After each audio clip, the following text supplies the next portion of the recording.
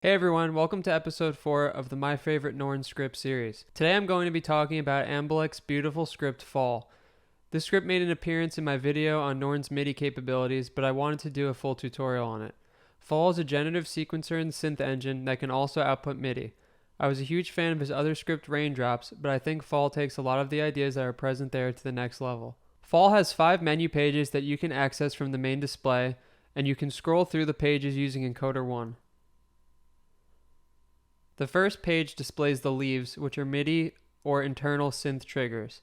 The leaves fall down from the top of the screen, swaying back and forth, and will trigger a note when they hit the bottom.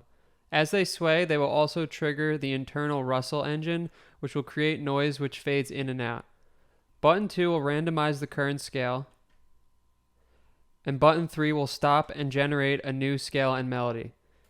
Encoder 2 will add or remove leaves, and Encoder 3 will cycle, attack, and release values. The second page is the Scales page. From here you can set the scale of the notes, the root note, and the tempo. Encoder 2 is used to navigate between the different options, and Encoder 3 will adjust them.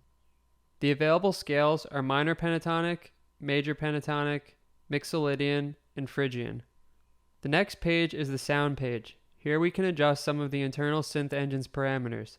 The options are bits, attack, release, and pulse width. Bits will change the bit depth and apply a bit crushing effect at lower values. Attack changes the fade in of the internal synth, and release adjusts the fade out. Pulse width controls the amount of pulse width modulation. Page 4 is the Delays page. Fall has 2 delays. The internal engine and/or external audio are both routed to them. By default, they're set up as a short delay and a long delay. The short delay is 1 second long and the long delay is 10 seconds long. From this page we can adjust the time of the 2 delays, the feedback, and level. Like the other pages, Encoder 2 will select the parameter and Encoder 3 will adjust it. The final page is the LFOs page. There are 3 LFOs available and their parameters are target, speed, shape, min, and max. The targets are long delay and short delay time, pulse width, attack, release, bits, scale, and root. Speed will control how quickly the LFO cycles.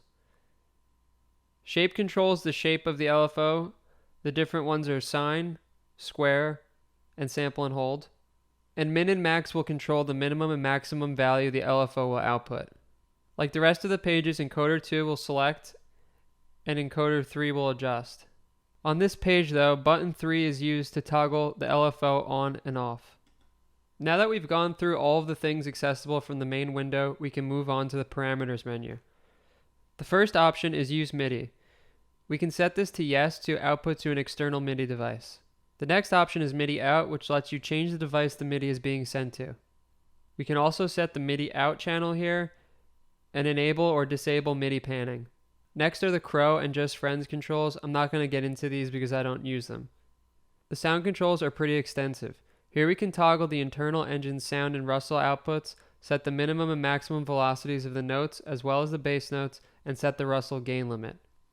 Next up is the time and delay section, which I'm not going to go over because all of these parameters are available in the main delays page.